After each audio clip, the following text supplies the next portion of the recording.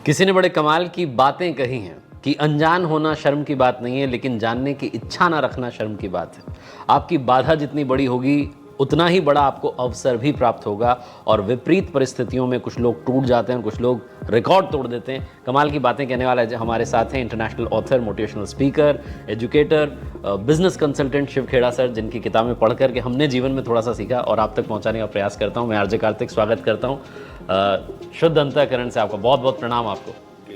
और आपने हिंदुस्तान में ना जाने कितने लोग हैं जो आज सक्सेसफुल बने हैं, और वो कहीं ना कहीं ये कहते हैं कि शिव खेड़ा सर की किताबें पढ़ कर के जीवन में वो उमंग आ गई थी जो शायद कहीं पीछे रह गई थी। तो आपको बहुत बहुत आभार उन सभी परिवारों की तरफ से जिनके घरों में आज खुशियां हैं, मुस्कुरा रहे हैं लोग और लाइफ में आगे बढ़ने की एक ललक रख रहे हैं। तो बहुत बहुत आपको धन्यवाद। सबसे पहले मैं अपने आप को खुशकिस्मत समझता हूँ कि कोई किसी की कहीं पर भी मदद कर पाया हूँ। हालांकि जिसने भी कोई अपने सफलता हासिल की है अपनी मेहनत से की है, और हमारा तो एक मार्गदर्शन का रास्ता है, इट्स ए कैटलिस्ट जो रास्ता दिखाता है, लेकिन इंसान सफल तो अपनी मेहनत से ही होता है। बिल्कुल, बहुत स्वागत है आपका माय एफएम के गपशप विद कार्तिक में। तो सबसे पहले शुरू से शुरू करते हैं, आपकी कहानी को शुरू से समझते हैं। आप भारत में थे, फिर आप कनाडा चले गए। यहाँ ऐसा क्या हुआ कि आप कनाडा चले गए? और कनाडा गए तो आपने कहा कि मैंने कार धोने का भी काम किया, और फिर एक कुछ आपने सेशन अटेंड किया, उसने आपकी लाइफ बदल दी और आपने कहा मुझे भी ऐसा कुछ करना है कि मुझे लोगों की लाइफ में चेंज लाना है। तभी आप मुझे बता रहे थे कि आप कहानियाँ सुनते हैं मेरी, तो मेरे लिए तो यही सबसे बड़ा आज का सम्मान हो गया है। आपकी कहानियाँ जो हैं बहुत मोटिवेशनल हैं और प्रेरणा देती हैं लोगों को, आई थिंक। और हर एक के पीछे आपका एक मॉरल वैल्यू छिपी हुई है जो आज की तारीख में ख़ास तौर पे एक वैल्यू बेस्ड सोसाइटी चाहिए। And I think the biggest service that you are providing is a value based service जो लोगों को सिद्धांत उसूल सिखाती है, जो लोग भटक चुके हैं आज, और ज़्यादातर लोग भटक चुके हैं वहाँ से। इसीलिए बहुत सी समस्याएं परिवारों में आती हैं, ऑफिसेज में आती हैं, रिलेशनशिप टूट रही हैं, आगे बढ़ नहीं पा रहे हैं। और आज बहुत से लोग यूट्यूब में इधर उधर आते हैं और कहते हैं 99 रुपीज़ में ये कोर्स ले लो, 99 रुपीज़ में ये कोर्स ले लो, ओवरनाइट मिलियनेयर बन जाओ, ओवरनाइट करोड़पति बन जाओ, मैं 50 करोड़ बना लिया, 500 करोड़ बना लिया। So there are so many fly by nights, overnight की अभी ये कर लो तो ओवरनाइट आप करोड़पति बन जाओगे। ये एक जो ट्रेंड आया है, मेरा ख्याल है लोगों को गलत रास्ते पे ले जाने का है, भटकाने का है, और अपने स्वार्थ के लिए दूसरे को गुमराह करने का है। And I think that is a major issue today. और आज की तारीख में लोग they want to become overnight successful, overnight अरबपति बनना चाहते हैं ओवरनाइट, और ये नहीं समझते कि सफलता के पीछे बहुत सी सेक्रीफाइस की हुई होती है, बहुत he is a lot of struggle behind it, but they want it overnight. और ओवरनाइट आज तक कभी हुआ नहीं है ऐसे, और ना ही होने वाला है आगे। वो जो कहते हैं कि एक रात में किस्मत बदल गई, उसके लिए कई रात लड़ना पड़ता है सर, नहीं? बिल्कुल। कई रातें उसके लिए आपको जो है जगना पड़ता है, मेहनत करनी पड़ती है, तब वो एक रात आती है जिसमें किस्मत बदल जाती है। बिल्कुल ठीक कह रहे हैं। तो आपकी कहानी में थोड़ा जानना चाहूँगा, और देखने वालों को चाहता हूँ कि आप थोड़ा बताएं कि आप भारत से कनाडा गए और फिर जो सारा संघर्ष रहा, और फिर जो आपने लाइफ में वापसी की। 13 नवंबर 1975 कनाडा गया, क्योंकि पढ़े लिखे ज़्यादा है नहीं। मेरी क्वालिफिकेशन है, I am BCom 3rd division failed in 10th, that's my academics. तो पढ़ा लिखा ज़्यादा नहीं, तो काम वाम कहीं मिलना नहीं था हमको। तो मैंने फिर बाल्टी लेके घर घर जाके गाड़ियाँ साफ शुरू की। वहाँ पे साल 1.5 साल यही करता रहा। तो टू सप्लीमेंट इनकम दिन में गाड़ी साफ करता था, शाम को जाके घर घर जाके वैक्यूम क्लीनर बेचता था। तो वहाँ से मेरी शुरुआत हुई। टोटली बाय एक्सीडेंट मैं लाइफ इंश्योरेंस बेचने के अंदर चला गया, टोटली बाय एक्सीडेंट। और मेरे हिसाब से that was the best thing that ever happened to me. उससे मेरे ख्याल है उसी ने मेरे दरवाजे खोले आगे जाके, क्योंकि लाइफ इंश्योरेंस बेचना आउट ऑफ ऑल सेलिंग्स सबसे मुश्किल काम है। आप पेन बेचते हैं, गाड़ी बेचते हैं, घर बेचते हैं, ये आसान है। वो आसान कैसे? लोग घर भी देख सकते हैं, पेन भी देख सकते हैं, फ़ोन भी देख सकते हैं, हर चीज़ देखते हैं, वो लिख के भी करते हैं, they touch and feel, touch and feel, touch and feel. तो उसके हिसाब से वो खरीद लेते हैं।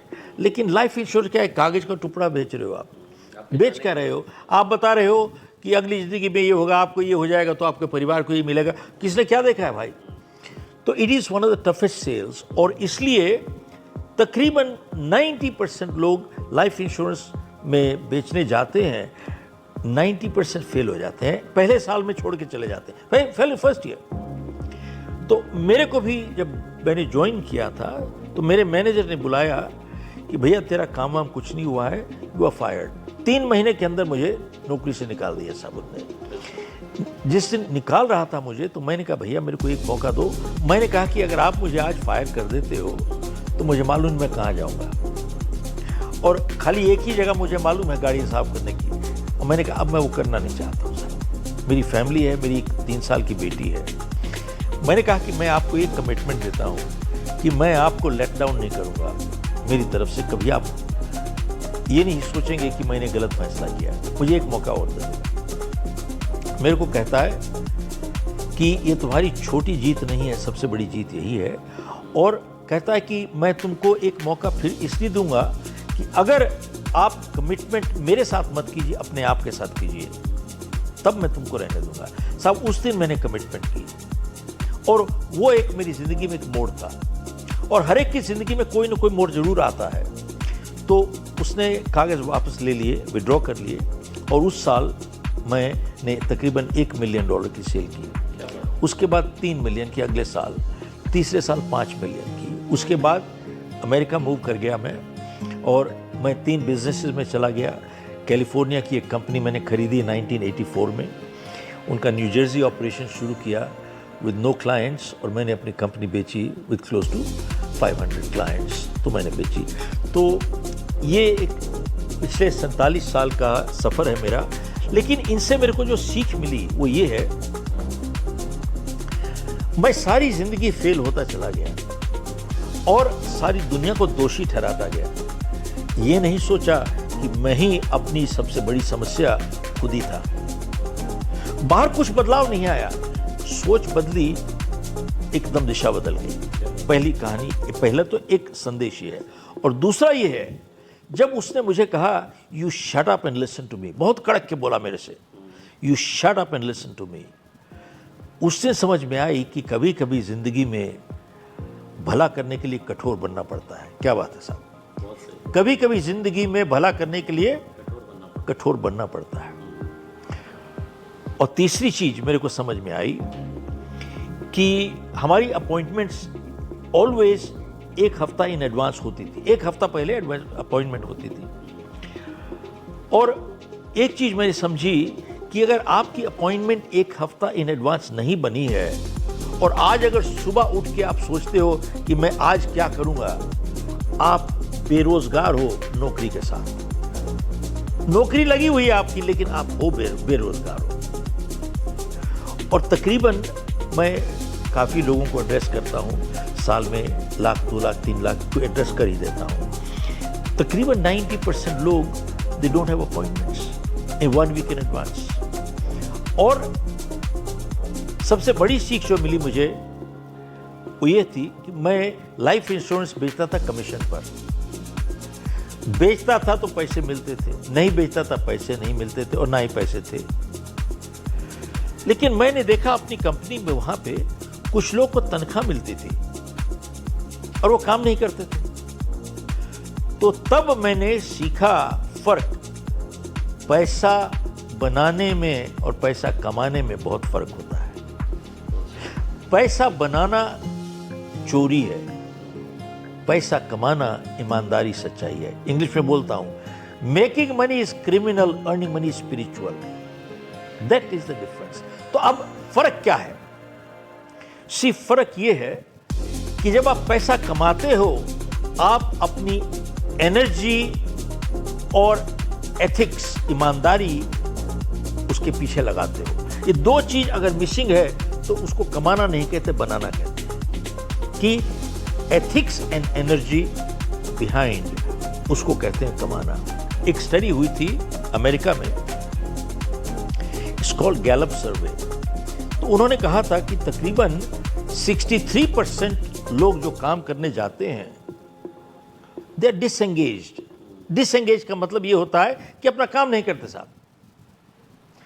और an additional 24% are actively disengage. इसका मतलब क्या है? वो ना खुद करते हैं ना दूसरे को करने देते हैं। तो रह क्या गया? सिर्फ 13% लोग जो काम करने जाते हैं ईमानदारी से काम करते हैं। Only 13%। Tell me, is this not a integrity issue? ये ईमानदारी है कि नहीं है? इशू को कहते हैं इसी तनख्वाह बिना काम के चोरी के समान है। ऐसा है, आज की तारीख में हम लोगों को ये सिद्धांत और उसूल वापस लाने पड़ेंगे।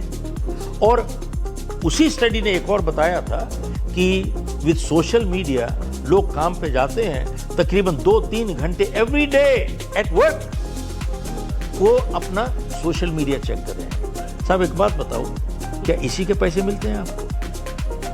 यही सोचिए, इसे पैसे मिलते हैं और टाइम खराब कर रहे हैं। देखिए, मैं आपका बटुआ चुरा लेता हूं तो आप मेरे को क्या कहते हैं? चोर। जब हम ये सब काम करते हैं तो हम क्या हैं? चोर। लेकिन बहुत सारे लोगों को सर ऐसा लगता है कि मेरी कंपनी जो है उसकी पॉलिसी सही नहीं है, मेरा बॉस जो है उसको मुझसे कम आता है, फिर भी मेरा बॉस बन गया है। ये बहुत सारे लोगों को लगता है और इसीलिए उन्होंने ये जो आप कह रहे हो कि उनके अंदर ये एक सोच बन चुकी है कि मुझे ऑफिस जाकर के फ़ोन चलाना है, वैसे भी सैलरी बढ़नी नहीं है। ये जो एटीट्यूड बनता जा रहा है, और ये मोस्ट ऑफ दी ऑफिसर्स की कहानी है, सिर्फ मैं दिल्ली की या मुंबई की बात नहीं कर रहा हूँ, बहुत सारी जगह लोगों को लग रहा है। और वो जो आप कह रहे थे कि वो कैद हो गए, तो इस सोच से कैसे बाहर निकला जाए? सोच से बाहर सबसे पहली बात तो ये है कि ये क्या, is it not a integrity issue? सबसे बड़ी चीज ये है, क्या ये ईमानदारी का सवाल नहीं है क्या?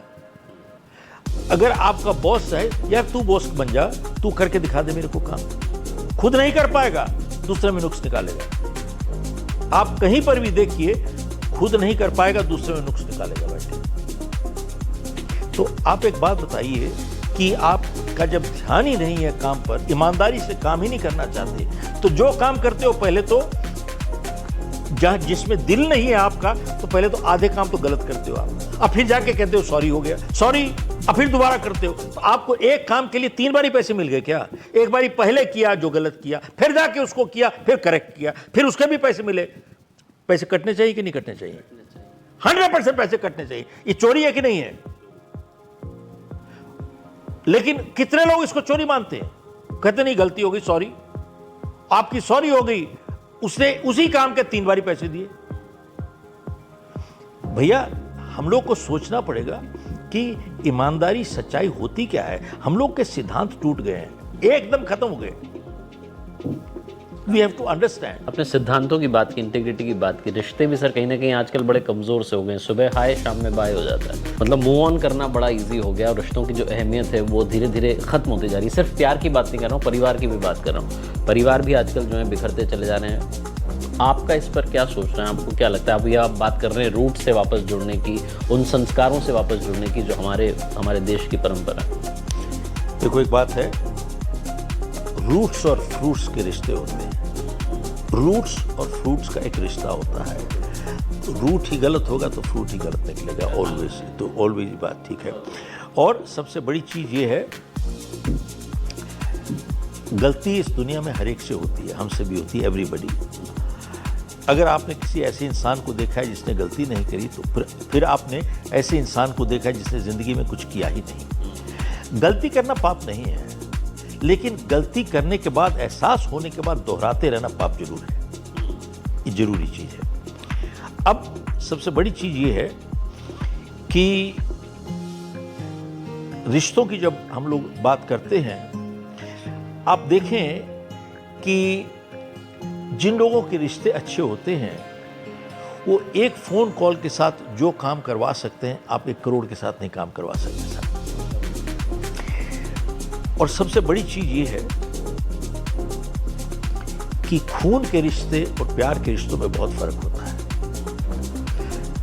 प्यार के रिश्ते बनाने के लिए आपको संस्कार चाहिए, अहंकार नहीं चाहिए। उसके बगैर नहीं बनता। और लेकिन आज का टाइम ऐसा है, कोई छोटी छोटी चीज लेके लोगों को या तो अहंकार है, या छोटी छोटी चीज लेके दिल को लगा के बैठ जाते हैं। ओह, हर छोटी चीज इज्जत बेइज्जती का सवाल हो जाता है। अब कैसे करेंगे रिश्ते इनसे? और रिश्ते वही बनते हैं जहाँ पर आपके सिद्धांत और उसूल मैच करते हैं। देखिए हम लोग, कोई भी हम लोगों में से परफेक्ट नहीं है, गलतियाँ हर एक से होती हैं, तो इसलिए इंसान को टॉलरेंट होना चाहिए। आप सहमत हैं कि नहीं हैं? टॉलरेंट होना चाहिए कि नहीं होना चाहिए?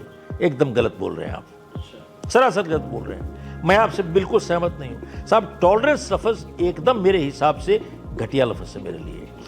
इसको बदल के मैं चेंज करूँगा, म्यूचुअल रिस्पेक्ट, एक दूसरे की रिस्पेक्ट होनी चाहिए, एक दूसरे की respect, that is a better word. मैं और अपनी वाइफ हम लोग इकट्ठे रहते हैं इसलिए नहीं कि हम एक दूसरे को बर्दाश्त कर सकते हैं। टॉलरेंस होती है बर्दाश्त। We don't stay together because we can tolerate each other. हम इकट्ठे रहते हैं क्योंकि वी रिस्पेक्ट ईच अदर। जिस दिन रिस्पेक्ट खत्म हो जाएगी सर, आप नहीं रह सकते वहां पर। टॉलरेंस का जानते हो मतलब क्या होता है? जो बम फटना है उसको डिले कर दो भाई, बम फटेगा बाद में जाके। That is called tolerance. I tolerate you. How long? कब तक फटेगा वो? We have to learn to fight properly in the right manner. जिंदगी में अगर इज्जत और चैन से जीना है तो लड़ना सीखो। दोबारा से कहता हूं मैं, इज्जत और चैन से जीना है तो लड़ना सीखो। जब तक लड़ना नहीं सीखोगे अपने लिए, परिवार के लिए, तो सब जिंदगी में आप रोते रहोगे, घुटनों पे जियोगे, घुटनों पे जियोगे। सबसे इम्पोर्टेंट बात आप कहना चाह रहे हैं कि म्यूचुअल अंडरस्टैंडिंग, यानी कि एक दूसरे की रिस्पेक्ट करते चलना ही रिश्तों को संभालना। That's right. और रिस्पेक्ट तब होती है, रिस्पेक्ट इंसान की नहीं होती है, रिस्पेक्ट उसूलों की होती है।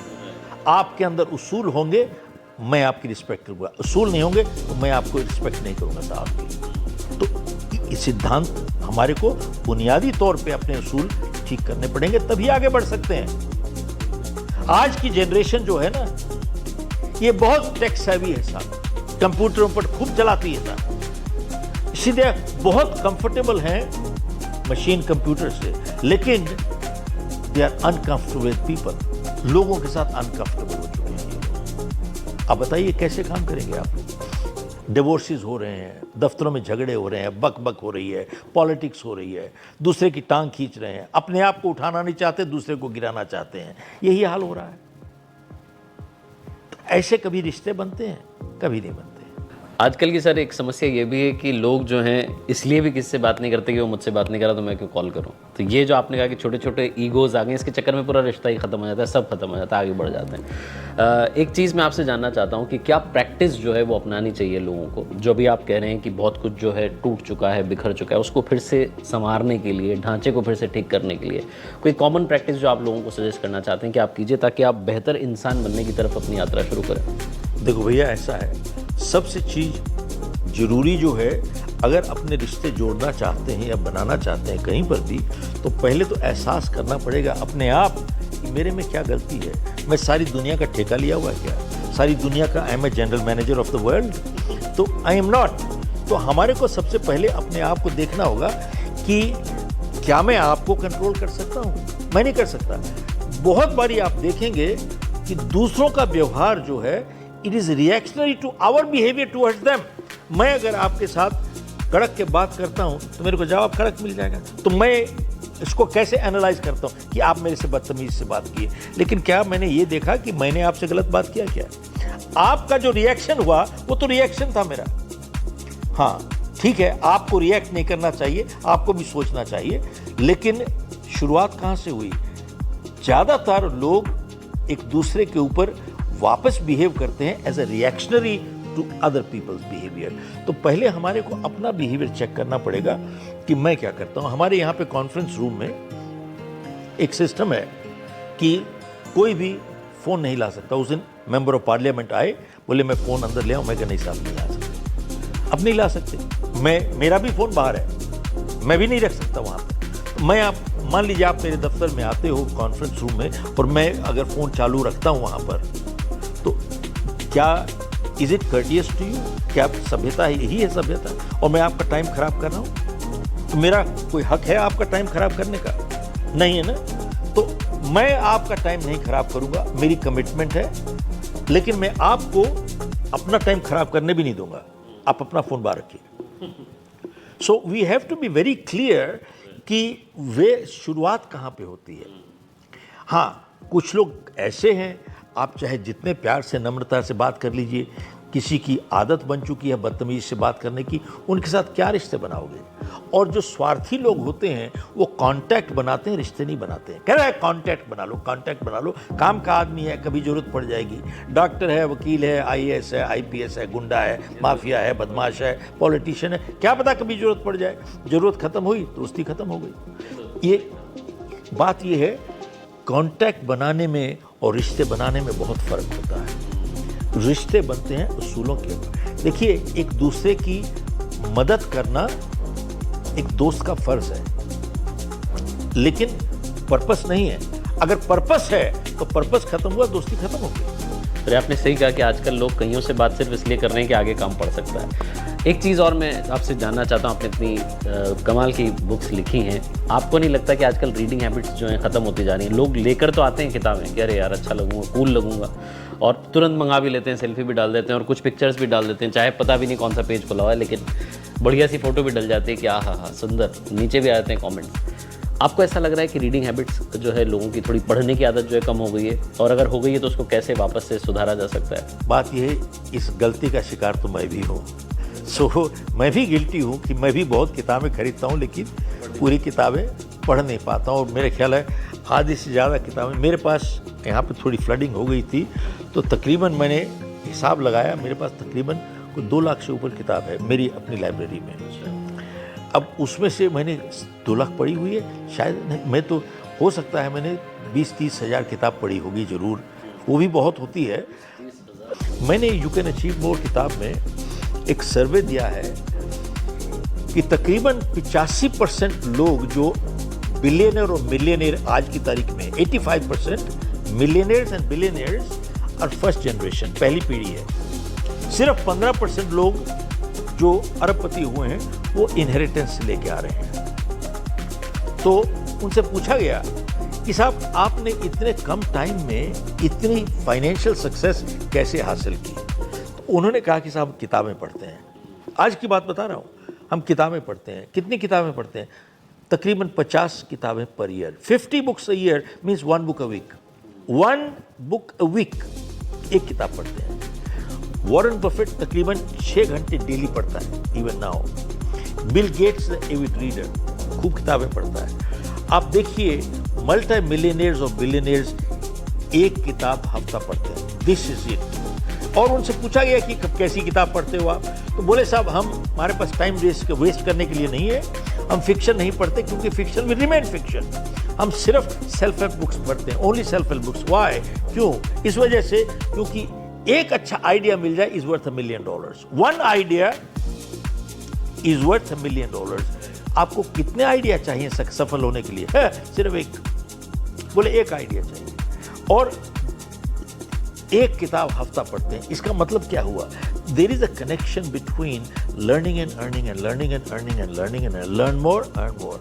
सो thank you so much sir, बहुत मज़ा आया आपके साथ बात करके, और बहुत सारी डिफरेंट जो है पर्सपेक्टिव जानने को मिली लाइफ के। थैंक यू सो मच, आपने समय निकाला और बहुत अच्छी गपशप रही। So once again thank you so much.